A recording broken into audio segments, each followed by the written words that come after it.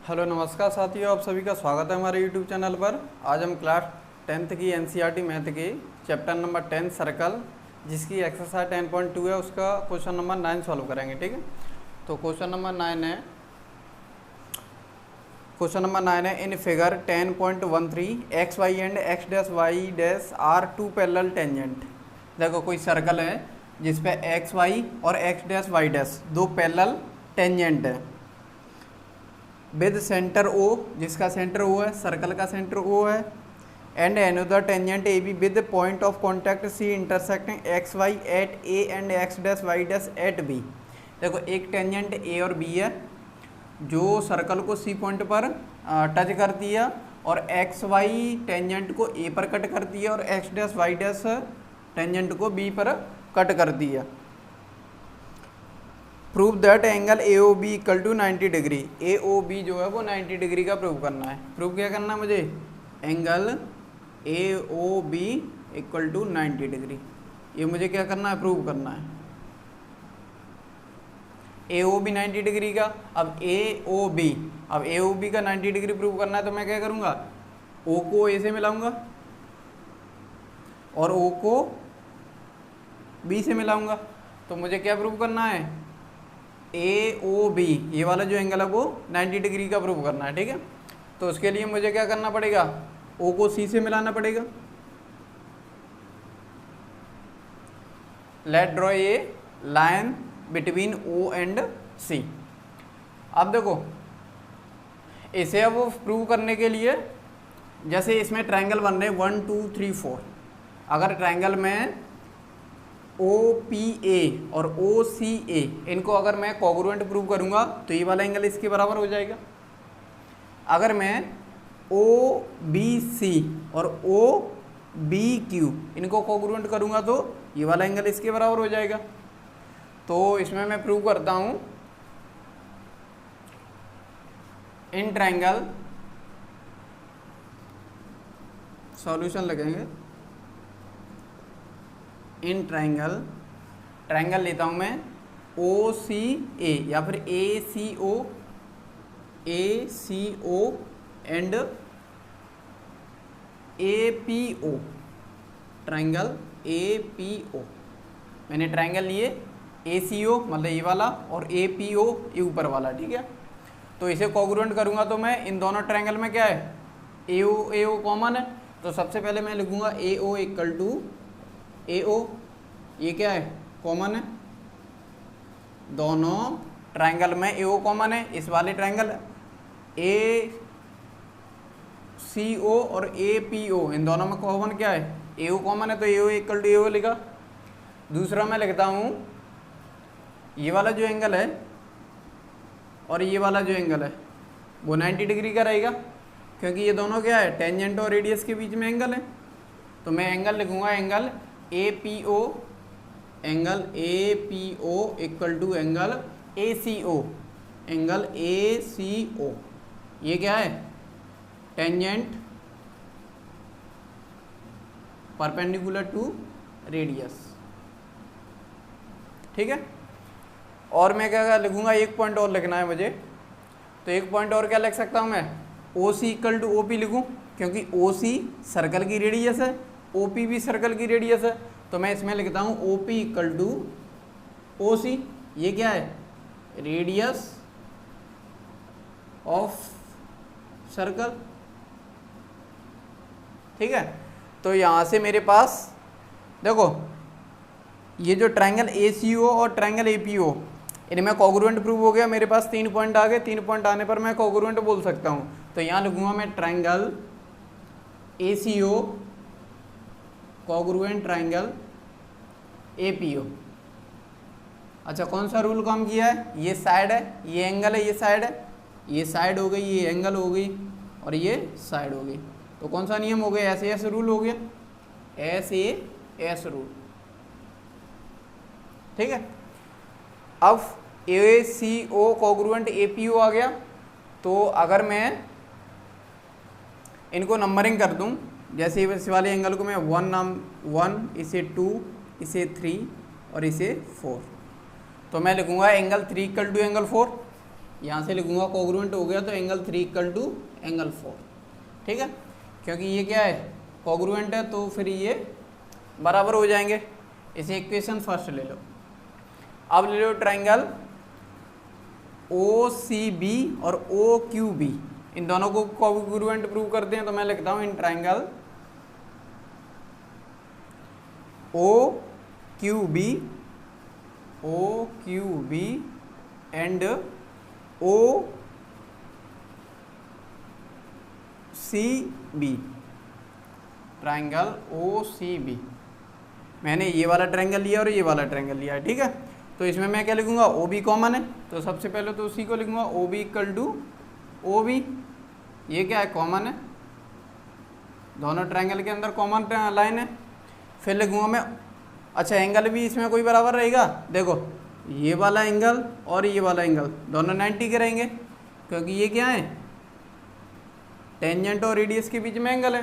तो मैं लिखूंगा triangle OQB angle OQB equal to angle OCB, angle OCB, और इसमें क्या है टेंजेंट जो होता है वो रेडियस के साथ में 90 डिग्री का एंगल बनाता है, तो टेंजेंट जो है रेडियस पर परपेंडिकुलर होता है, ठीक है।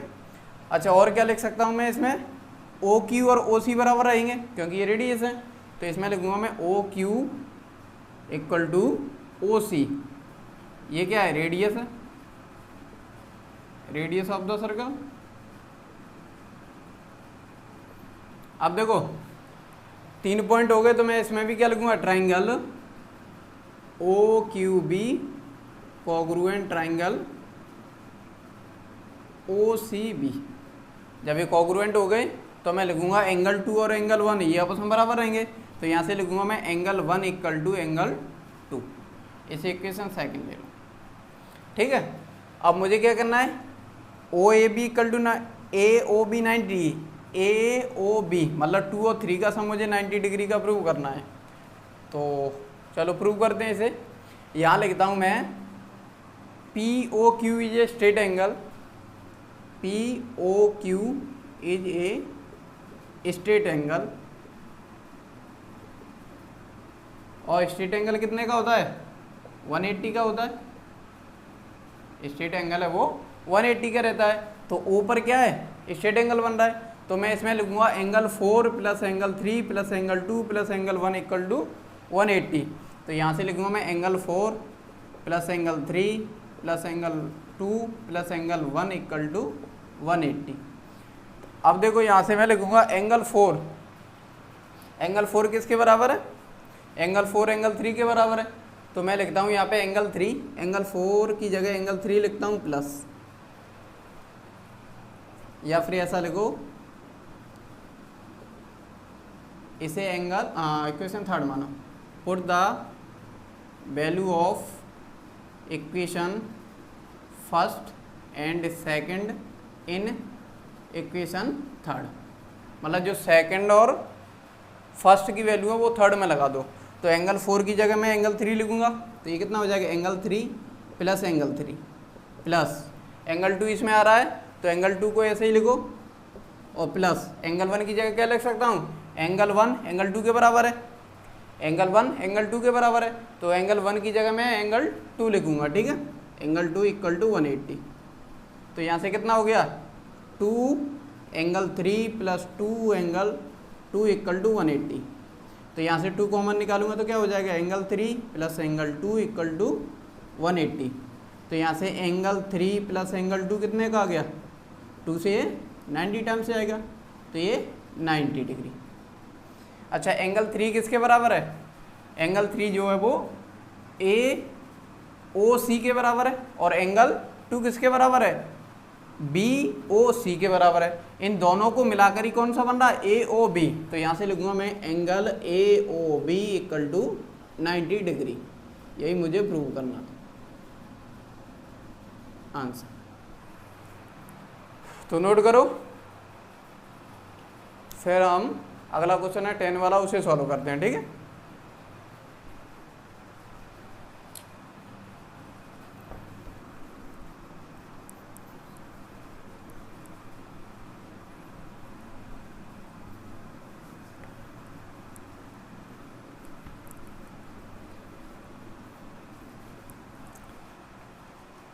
क्वेश्चन नंबर 10 है, prove that the angle between the two tangent drawn from an external point two a circle is supplementary.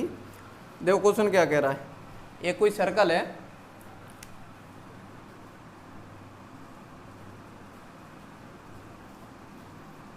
एक कोई सर्कल है, यहाँ बाहर से, क्वेश्चन नंबर ये 10 है, यहाँ से दो टेंजेंट डाली जाती है,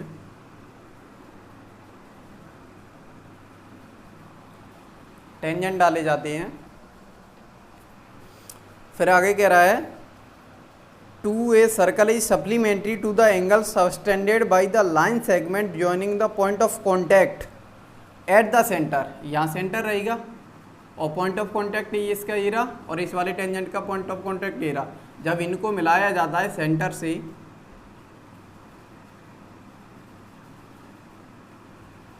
जब इनको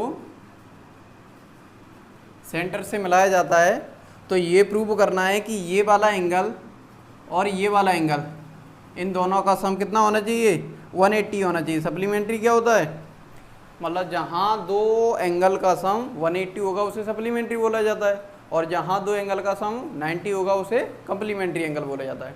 तो यहाँ क्या करना है, सप्लीमेंट्री प्रूव करना है। तो इसको नाम देता हूँ मैं ए बी सी और इसे ओ। तो मुझे प्रूव क्या करना है, एंगल प्रूव करना है इसमें मुझे angle B A C plus angle B O C, angle B O C equal to 180, ये मुझे प्रूव करना है। ठीक है, अच्छा गिवन में क्या है, गिवन में देखो ये पॉइंट ऑफ कांटेक्ट पर टेंजेंट और रेडियस 90 डिग्री का एंगल बनाएगी, और ये भी पॉइंट ऑफ कांटेक्ट पर टेंजेंट और रेडियस 90 डिग्री का एंगल बनाएगी। ठीक है, तो यहाँ मैं लिखता हूँ angle A B O equal to 90 degree, क्योंकि जो टेंजेंट होता है वो रेडियस के साथ में 90 डिग्री का एंगल बनाता है। ऐसे ही मैं लिखूँगा A C O, angle A C O equal to 90 degree. इसमें भी क्या रहेगा, टेंजेंट जो है रेडियस के साथ में 90 डिग्री का एंगल बनाएगा। तो टेंजेंट परपेंडिकुलर टू रेडियस। ठीक है, तो अब मैं क्या करता हूँ इसमें ए बी ओ सी, ये क्या है, क्वाड्रिलेटरल है। क्वाड का मतलब चार, जिसमें चार साइड होंगी उसे क्वाड्रिलेटरल बोला जाएगा। तो मैं लिखता हूँ, चलो यहाँ लिखते हैं in quadrilateral, in quadrilateral A B O C, A B O C, तो क्या हो जाएगा, sum of all integer, integer नहीं, सम ऑफ ऑल इंटीरियर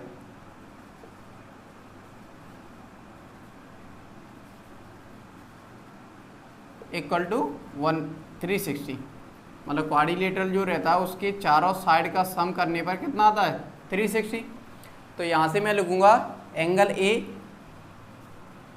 या फिर ऐसे लिखें तो angle B A C, angle B A C plus angle A C O, angle A C O plus angle C O B, angle C O B और angle A B O plus angle A B O equal to कितना, 360 degree. देखो ये मैंने लिखा है angle B A सी, तो इसमें angle जो रहेगा बीच वाला रहेगा एंगल ए, इसमें एंगल सी, इसमें एंगल ओ, इसमें एंगल कौन सा हो जाएगा, बी। तो जो बीच में रहता है वो एंगल होता है। ठीक है, इसे मैं लिख सकता हूँ शॉर्ट में जैसे एंगल ए प्लस, इसे लिख सकता हूँ मैं एंगल सी प्लस ओ वाले को जो लिखा है इसमें सी ओ बी, तो इसे मैं एंगल ओ बी लिख सकता हूँ प्लस, और जो ए बी ओ उसको मैं एंगल बी भी लिख सकता हूँ, एंगल बी इक्वल टू 360। मतलब ये लाइन और ये लाइन दोनों का मतलब सेम है। ठीक है, बीच वाला जो रहता है वो एंगल होता है। तो एंगल ए कितने का है, मुझे निकालना है एंगल ए और एंगल ओ का सम 180 प्रूव करना है। तो angle A plus angle C कितने का है, एंगल सी जो 90 डिग्री का है, तो plus 90 plus angle O plus angle B कितने का है, ये भी 90 का है, 90 इक्वल टू 360। तो यहाँ से कितना हो जाएगा, angle A plus angle O plus 180 equal to 360। तो यहाँ से हो गया angle A plus angle O equal to 360 minus 180। तो यहाँ से angle A plus angle O equal to 180, और मुझे क्या करना था, यही प्रूव करना था, यही आंसर है। एंगल ए और एंगल ओ कितना आ गया, 180 का, एंगल ए और एंगल ओ कितना आ गया, 180 का, यही मुझे प्रूव करना है। और इसी को मैं क्या लिख सकता हूँ, अगर लिखना चाहूँ एंगल ए को लिख सकता हूँ मैं angle B A C plus इसको लिख सकता हूँ मैं angle B O C equal to 180। तो इस वाली लाइन का और इस वाली लाइन का, इन दोनों का भी मतलब क्या है, सेम मतलब है, ठीक है, क्योंकि जो बीच में रहता है वो एंगल रहता है। तो उम्मीद करता हूँ ये क्वेश्चन आपको समझ में आया होगा। और चलो अगला इसका क्वेश्चन है उसे भी सॉल्व करते हैं, ठीक है।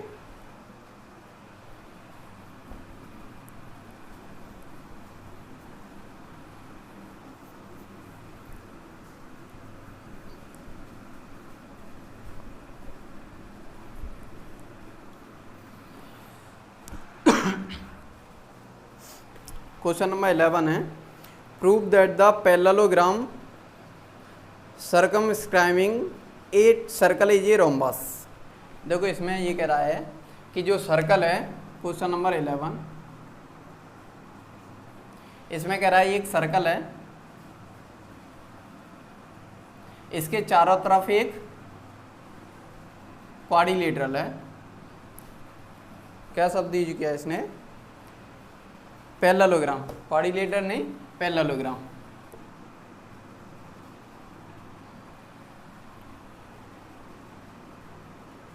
तो ये सर्कल हो गया,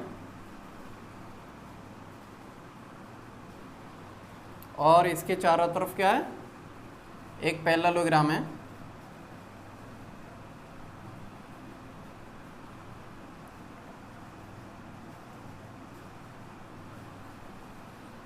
ये पैरेललोग्राम है, ठीक है। इसका नाम देता हूँ मैं ए बी सी और डी। यहाँ इसका सेंटर रहेगा ओ। अब इसमें क्या कह रहा है कि अगर किसी पैरेललोग्राम के अंदर एक सर्कल है तो प्रूव करो ए बी सी डी एक क्या है, रोम्बस है, रोम्बस ही प्रूव करवा रहा है ना, सर्कल इज ए रोम्बस, ठीक है। तो प्रूव क्या करना है, A B C D is a rhombus. Rhombus क्या होता है, जिसकी चारों साइड बराबर होती हैं वो रोम्बस होता है। तो अभी इसमें क्या कह दिया है, ए बी सी डी एक पैरेललोग्राम है, गिवन है A B C D is a parallelogram. अच्छा, पैरेललोग्राम क्या होता है, जिसकी आमने सामने की साइड पैरेलल होती हैं और इक्वल होती हैं। तो मैं यहाँ से लिखूंगा A D equal to B C, A D equal to B C, इसे इक्वेशन फर्स्ट मानो, और लिखूंगा मैं A B equal to C D, A B equal to C D, इसे इक्वेशन सेकंड मानो, क्योंकि पैरेललोग्राम में आमने सामने की जो साइड होती है वो इक्वल भी होती है और पैरेलल भी होती है, ठीक है। अब इसमें मैं लिखूंगा यहाँ पॉइंट, जहाँ पॉइंट ऑफ कांटेक्ट है उनको नाम दे लो।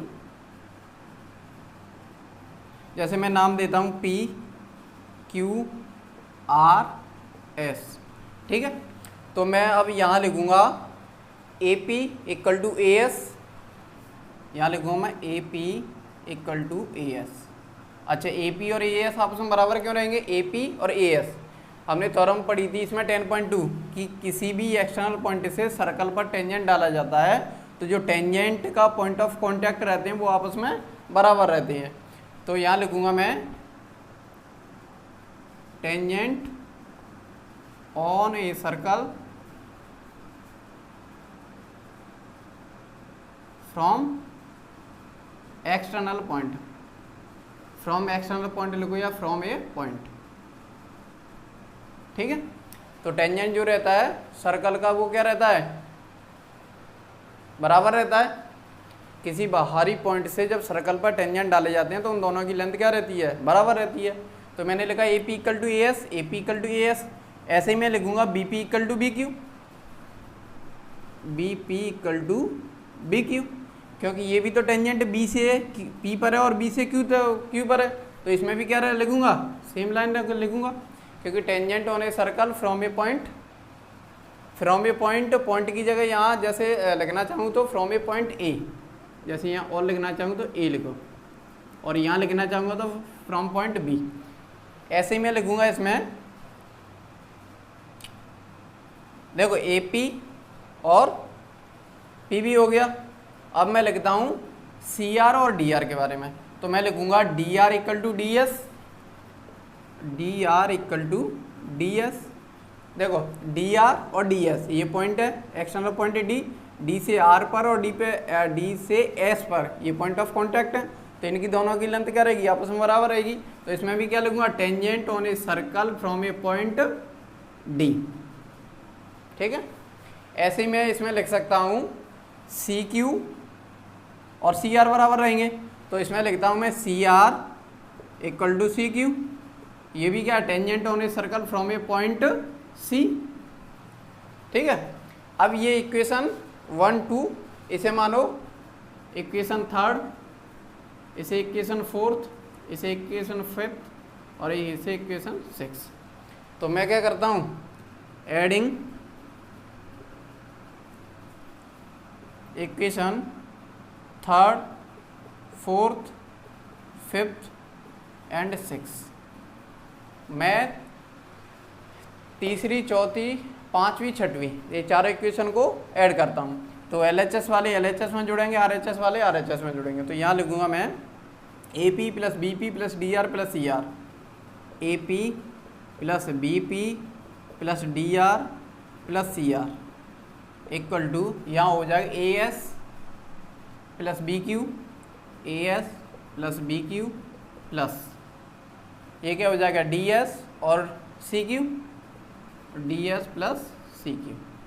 अब देखो AP plus BP, AP plus BP ये AB के बराबर है, AP और BP। अगर यहाँ पे भी लिखना चाहें तो AP बराबर क्या है, AP equal to AB equal to sorry AB equal to AP plus PB, AP plus BP। ऐसे ही अगर मैं लिखना चाहूँ BC किसके बराबर है, BC equal to BQ plus CQ, BQ plus CQ। ऐसे मैं लिखना चाहूँ CD किसके बराबर, CR प्लस DR, CD जो है वो CR प्लस DR के बराबर है। ऐसे ही मैं लिखना चाहूँ DA equal to DS plus SA, DA equal to DS plus AS, DS plus AS, ठीक है।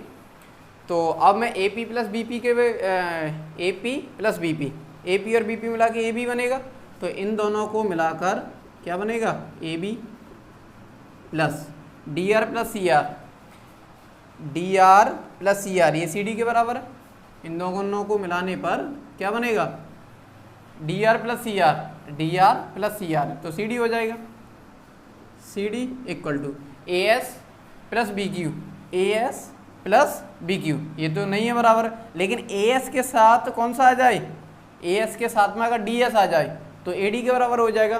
तो AS और DS इनको दोनों को साथ में ले लो, AS और DS मिलके क्या बनेंगे, AD बनेंगे या DA बनेंगे। तो इसे मैं लिखता हूँ AD प्लस, और ये BQ और CQ ये किसके बराबर है, BQ और CQ ये BC के बराबर है, ये BC के बराबर है। तो इसे मैं कहता हूँ इक्वेशन 7, ठीक है। तो AB plus CD equal to AD plus BC आ गया। तो अब मैं क्या करता हूँ, from equation first and second, या फिर लिखो put the value of first and second in equation 7, put the value of equation first and second in equation 7, मतलब पहले की और दूसरे की वैल्यू यहाँ पे लगा दो।